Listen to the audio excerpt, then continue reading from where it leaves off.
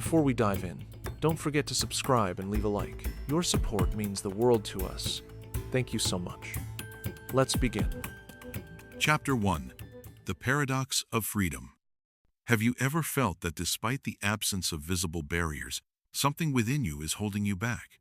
As if invisible chains are restraining your movements, limiting your choices, forcing you to act against your own desires. We live in a world where freedom is praised as the highest value, where everyone has the right to choose their path, express their opinion, and pursue their dreams. But why do we often feel unfree, confused, and unable to fully realize our potential? This internal discomfort, this sense of unfreedom, can manifest in various ways. It may be the fear of making decisions, dependence on others' opinions, the inability to say no, the desire to dissolve into the crowd just to avoid responsibility for our own lives. We may feel like puppets, being pulled by the strings of external circumstances, social expectations, or internal fears. Erich Fromm, a renowned psychoanalyst and sociologist, deeply explored this paradox of human freedom. In his book, Escape from Freedom, he raises an important question: why, after being freed from traditional forms of oppression, does man so often seek to relinquish his individuality and submit to new forms of authoritarianism, whether those be external forces or internal psychological mechanisms? Fromm suggested that, on the one hand, freedom is the greatest good and a condition for the development of human potential. It gives us the opportunity to be ourselves, to create, to love, and to build our lives according to our own values. But on the other hand, freedom carries with it the burden of responsibility, uncertainty, and isolation. To be truly free means to stand alone in the face of the world, without ready-made answers or clear directions. And it is this weight of freedom that can be so frightening that a person unconsciously seeks to avoid it by relinquishing their individuality and submitting to various forms of dependence. Imagine a bird that has been kept in a golden cage for its whole life. It has become accustomed to the safety and comfort of its confinement, to the fact that it is cared for and fed. But now the cage is opened, and the bird finds itself free. Instead of joyfully spreading its wings and flying into the sky, it may feel fear of the vast space, of the need to find food on its own and protect itself from dangers. It may even prefer to stay in its familiar cage, even if it is golden, because it limits its freedom. Something similar happens to us. We may long for freedom, but when faced with its responsibility and uncertainty, we may unconsciously seek ways to return to the cage, submitting to authority, dissolving into the crowd, or finding a savior who will take on the burden of making decisions. Today, we will delve into the profound ideas of Erich Fromm to understand the psychological mechanisms that make us run away from our own freedom, and most importantly, how to achieve positive freedom, the mature ability to be ourselves, to love, to create, and to live in accordance with our true essence. Chapter 2. Anatomy of Escape. Man is born free, and everywhere he is in chains. This famous phrase by Jean-Jacques Rousseau, although not belonging to Erich Fromm, perfectly illustrates the dilemma explored in his work.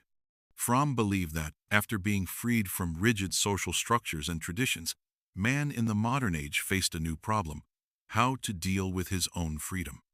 Instead of accepting it as a gift and an opportunity for self-realization, many unconsciously choose paths of escape from freedom, trying to rid themselves of its burden through various psychological mechanisms. Fromm identified three primary tendencies that underpin this escape: authoritarianism, destructiveness, and conformism. Though these mechanisms appear different, they share a common goal: to avoid the feelings of isolation, helplessness, and anxiety that inevitably accompany the awareness of one's individuality and freedom of choice. Authoritarianism manifests in two forms: the desire to submit to a powerful authority and dissolve in it, relinquishing one's will and responsibility, or, conversely, the desire to become such an authority oneself, to control and suppress others. In both cases, the person seeks a sense of safety and belonging, through hierarchical relationships, rejecting equality and mutual respect. By submitting, one removes the burden of making decisions. By dominating, one gains the illusion of control over an uncertain world. Destructiveness is another form of escape from freedom, which manifests in the desire to destroy what is perceived as a source of anxiety and helplessness. This can be directed either at the external world, aggression, violence, vandalism, or at oneself, self-destructive behavior, cynicism, devaluation of life.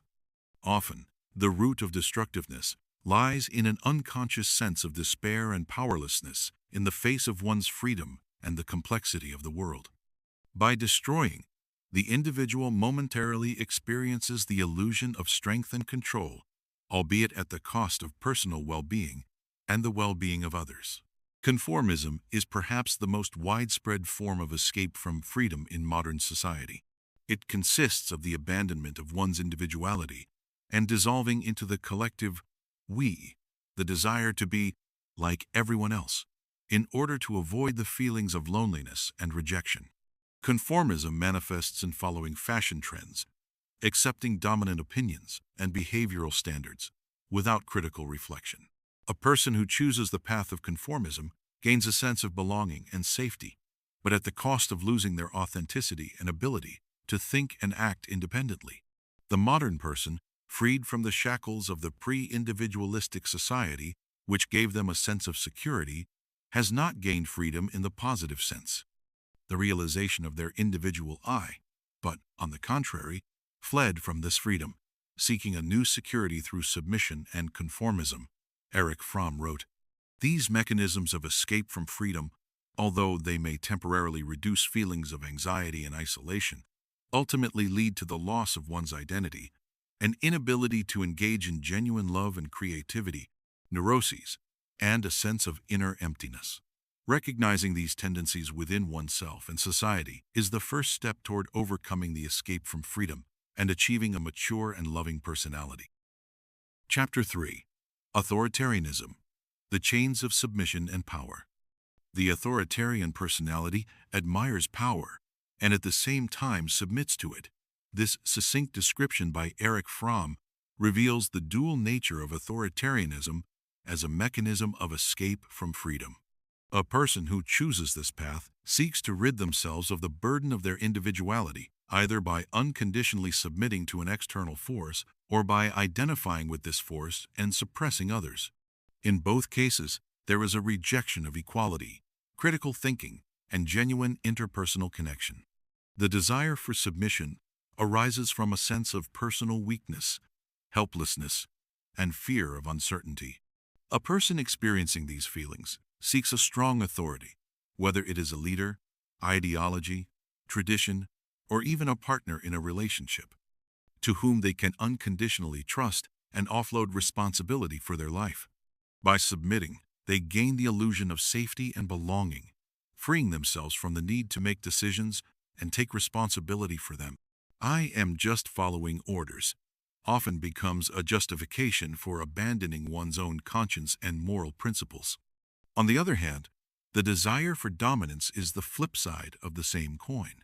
A person who experiences inner emptiness and insecurity may attempt to compensate for these feelings by gaining power over others. By controlling and suppressing those around them, they temporarily feel their own significance and strength.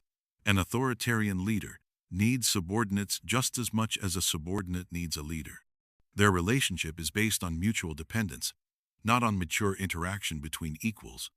Fromm noted that an authoritarian personality often possesses certain characteristics: an irrational admiration for power, unquestioning acceptance of authorities, aggressiveness towards the weak and submission to the strong, rigidity of thought, intolerance of uncertainty, and a tendency toward prejudice.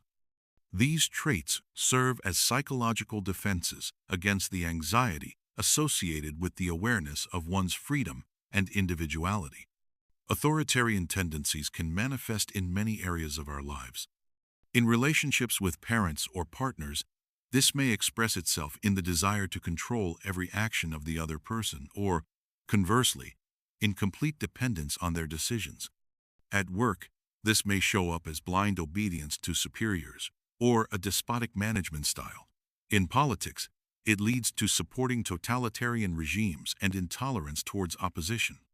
Love of power and power as love are psychological opposites, wrote Erich Fromm, emphasizing that genuine love is based on equality, respect, and care for the freedom of the other person, while authoritarian relationships aim for control and suppression. Recognizing one's own authoritarian tendencies, whether the inclination to submit or to dominate, is an important step on the path to achieving mature freedom. This requires an honest look at one's fears and needs, at those inner emptinesses we try to fill through control or dependence. Overcoming authoritarianism involves developing inner strength and confidence, the ability to think independently and take responsibility for one's life, as well as the ability to build relationships based on mutual respect and equality. Chapter 4. The Shadow of Destruction. Destructiveness is a hidden force that seeks not life, but death. With this vivid statement, Erich Fromm describes another powerful mechanism of escape from freedom: destructiveness. Unlike authoritarianism, which seeks control and order, even at the cost of suppression, destructiveness is directed towards the destruction and annihilation of what is perceived as a source of anxiety, helplessness, and a threat to one's individuality. When a person feels overwhelmed by the burden of freedom, isolated and powerless in the face of the world, a destructive impulse may arise in their psyche. By destroying an external object or even themselves, they momentarily gain the illusion of power and control. This is a desperate attempt to rid themselves of the unbearable feeling of their own insignificance through an act of negation and destruction. Destructiveness can manifest in many different forms. On the level of interpersonal relationships, it may take the form of verbal aggression, insults, humiliation, and the desire to cause pain to those close to them. In a broader social context, it can manifest as vandalism, violence, wars, and other forms of destructive behavior aimed at destroying social structures and values. Fromm also highlighted self-destructiveness, the direction of destructive impulses towards oneself. This may manifest as self-criticism, self-flagellation, neglect of one's own health, addictions, and even suicidal tendencies. The foundation of self-destructiveness often lies in an unconscious sense of guilt, self-hatred, and despair. A person who is incapable of creation is prone to destruction, Fromm argued, emphasizing the connection between unrealized creative potential and destructive tendencies. When a person cannot find constructive ways to express themselves and realize their abilities, suppressed energy can transform into destructive impulses. Creativity, on the other hand, is one of the most important ways to overcome destructiveness, as it allows energy to be directed toward creating something new and valuable. Destructiveness often masquerades under various noble pretexts: fighting for justice, defending one's interests, expressing anger. However, upon deeper analysis, these rationalizations hide a deeper need for destruction, driven by a sense of helplessness and fear of one's freedom. Recognizing one's own destructive tendencies, whether directed at oneself or others, is an important step on the path to achieving mature freedom. This requires an honest acknowledgement of one's negative feelings and impulses, as well as an understanding of their underlying causes. Overcoming destructiveness involves developing the ability to create, constructively express one's emotions, and cultivate empathy and respect for oneself and others. This is a long and difficult process, requiring self-reflection, self-control, and a commitment to personal growth. Chapter 5. Conformism. Dissolution in the crowd. The modern person lives in the illusion that they know what they want, while in reality, they want what, as expected of them, they should want. This insightful thought by Erich Fromm aptly captures the essence of conformism as one of the most common ways of escaping the burden of freedom. In an effort to avoid the feeling of isolation and anxiety associated with the awareness of their individuality, a person often unconsciously abandons their true desires, opinions, and feelings, dissolving into the collective we, and adopting the prevailing norms and behavioral standards. Conformism manifests in our desire to be like everyone else, to follow fashion trends, to share commonly accepted views, even if they contradict our own beliefs. We fear standing out. We fear being rejected. We fear facing misunderstanding. And for the sake of a sense of belonging and security, we are willing to sacrifice our authenticity, uniqueness, and our ability to think and act independently. The social mechanisms of conformism are incredibly strong. From early childhood, we are taught to follow rules, to obey authorities, not to stand out from the crowd. The media, advertising, public opinion, all constantly broadcast certain standards of behavior and thinking, shaping our desires and needs. We often do not even realize how much our own views are actually reflections of the stereotypes prevailing in society. Fromm emphasized that conformism is not just passive following the majority. It is an active denial of one's individuality, often accompanied by inner conflict and dissatisfaction. A person who has chosen the path of conformism may outwardly appear well-adjusted and successful, but inside, they often experience a sense of emptiness and loss of their self. He feels safe because he has lost himself. He has ceased to be himself, and thus all the risks associated with the existence of his true self have disappeared, Fromm wrote, describing the tragic irony of conformism. In the pursuit of security and acceptance, a person loses the most valuable thing, their individuality, their ability to experience true love and creativity. Conformism can manifest in various aspects of our lives, from choosing clothing and lifestyle to political beliefs and interpersonal relationships. We may agree with the majority opinion even if deep down we have doubts, just to avoid arguments and conflicts. We may choose a profession or lifestyle that is prestigious in society, but does not align with our true inclinations and interests. We may build relationships not based on mutual love and respect, but on striving to meet the social standards of a successful couple. Overcoming conformism is a difficult but necessary step on the path to achieving mature freedom.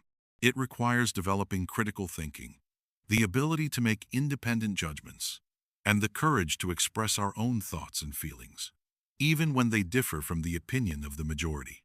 It is the process of searching for and affirming our unique identity, our true essence. Chapter 6.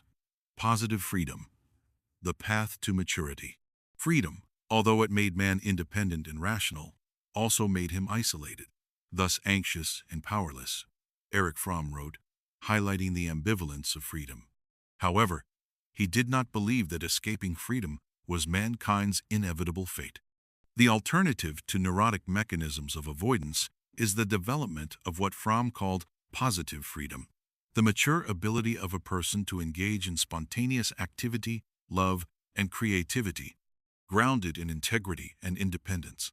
Positive freedom is not merely the absence of external constraints. It is an inner state of maturity that enables a person to actively and constructively interact with the world while maintaining their individuality and integrity. A person who has achieved positive freedom does not need to submit to authorities, destroy the surrounding world, or dissolve into the crowd to feel secure and accepted. Instead, they find these feelings within themselves, through their ability to form authentic connections with others and engage in productive activity. A key element of positive freedom is the ability to engage in spontaneous activity. This means acting based on one's true feelings, thoughts, and desires, rather than under the pressure of external circumstances or internal neurotic impulses. Spontaneous activity is an expression of our true self and brings joy and fulfillment. It encompasses creativity in the broadest sense of the word, the ability to create something new, whether it be a work of art, a problem-solving approach, or simply a way of interacting with the surrounding world. Another crucial aspect of positive freedom is the capacity for love.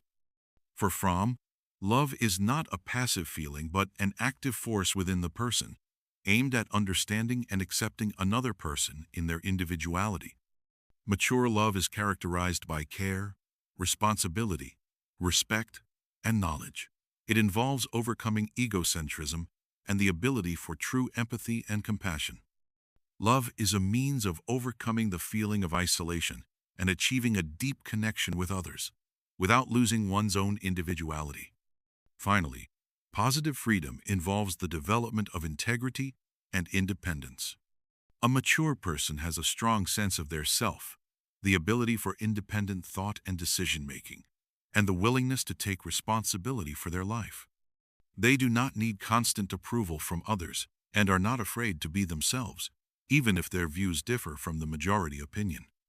Love is an active interest in the life and growth of the one we love, Erich Fromm wrote, emphasizing the active nature of true love as an expression of positive freedom. The path to positive freedom is one of personal growth and self-development. It requires awareness of one's neurotic tendencies, overcoming fears and dependencies, and developing the capacity for spontaneity, love, and independent thinking. It is a long and sometimes difficult process, but it is the only path to true happiness and self-realization. Chapter 7. Love as an Art, Overcoming Disconnection. Love is the answer to the problem of human existence. This profound and concise definition of love by Erich Fromm captures its essence in human life.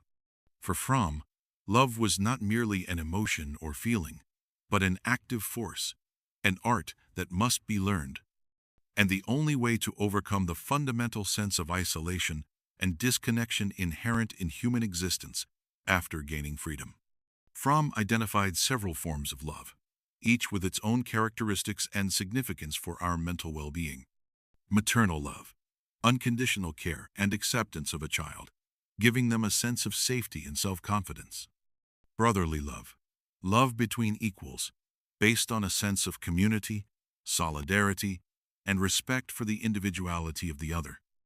Erotic love, the desire for complete union with another person, overcoming loneliness through intimacy and closeness. Love of self, not selfishness, but healthy care for one's well-being and development, grounded in the acceptance of oneself with all one's strengths and weaknesses. And finally, love of God, the desire for the highest spiritual value, symbolizing unity and all-encompassing love. Despite the diversity of forms, mature love, according to Fromm, shares common principles that must be mastered, just like any other art. These principles include care, active concern for the well-being of the other person, and striving to meet their needs. Responsibility, the readiness to answer for one's actions toward the loved one and for their well-being. Respect, recognizing the uniqueness and individuality of the other person, their right to be themselves. And knowledge, the desire to understand the inner world of the loved one, their needs, feelings, and motives. If I truly love another person, I feel unity with them, but as they are, not as I want them to be, Fromm wrote, emphasizing the importance of accepting the other person in their entirety, without attempting to change or control them. Unlike neurotic forms of love, based on dependence, exploitation, or the desire to avoid loneliness, mature love is an expression of positive freedom. It entails mutual respect, equality, and the desire for both one's own development and that of the partner. It does not restrict freedom. Rather, it fosters growth and self-realization for both individuals. Reflect on your relationships with those close to you. How much are they based on the principles of mature love, care, responsibility, respect, and knowledge? Or do they contain elements of dependence, control, or exploitation?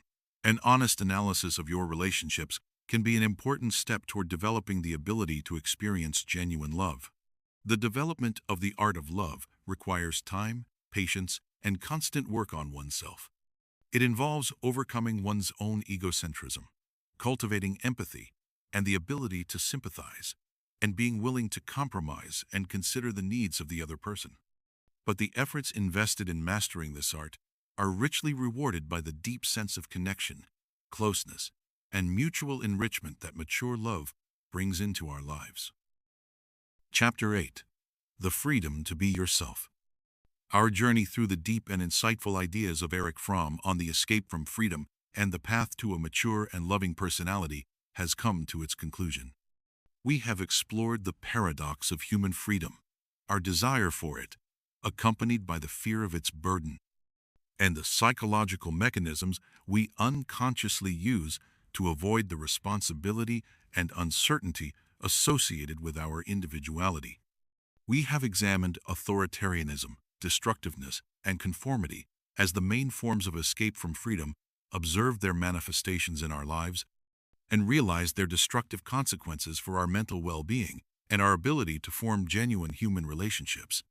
But, most importantly, we also explored an alternative path, the path to positive freedom, based on maturity, integrity, and the ability to love and create. We understood that true freedom is not the absence of limitations, but an inner state that allows us to live in accordance with our authentic self, interacting with the world in an active and constructive way.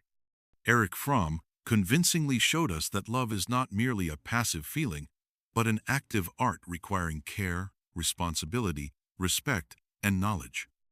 It is mature love that is the key to overcoming the sense of isolation and achieving deep connections with others, without losing one's individuality in the process.